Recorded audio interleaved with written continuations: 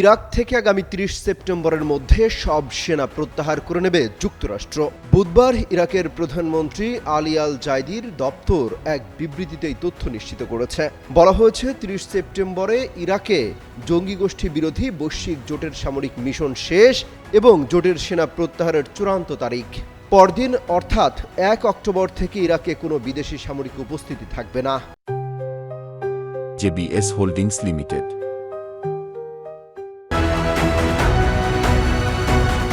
২০০৩ সালে সাদ্দাম হোসেনের বিরুদ্ধে যুক্তরাষ্ট্রের নেতৃত্বাধীন সামরিক অভিযানের মাধ্যমে ইরাকে সেনা মোতায়েন শুরু হয়। ২০২৪ সালে ওয়াশিংটন ও বাগদাদ ইরাকে জঙ্গি বিরোধী মার্কিন নেতৃত্বাধীন সামরিক অভিযান ধীরে ধীরে বন্ধ করার বিষয়ে সম্মত হয়।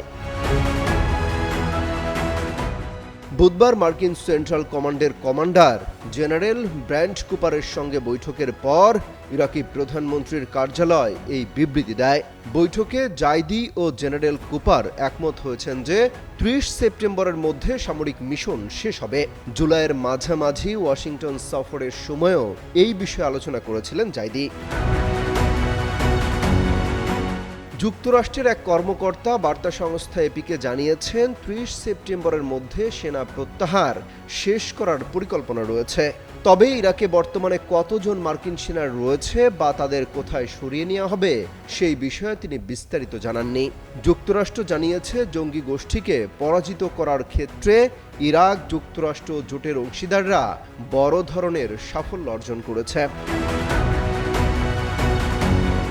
এখন ইরাকের নিরাপত্তা বাহিনী কুর্দিস্তান অঞ্চলের পেশমার্গা সহ অন্যান্য নিরাপত্তা বাহিনী দেশটিতে সন্ত্রাসবাদের বিরুদ্ধে লড়াইয়ের নেতৃত্ব দেবে।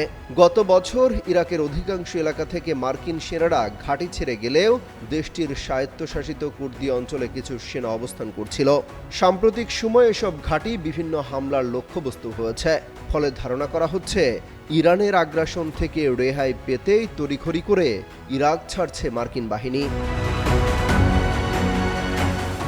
অমিত হাসান রবিন, যুগান্তর নিউজ।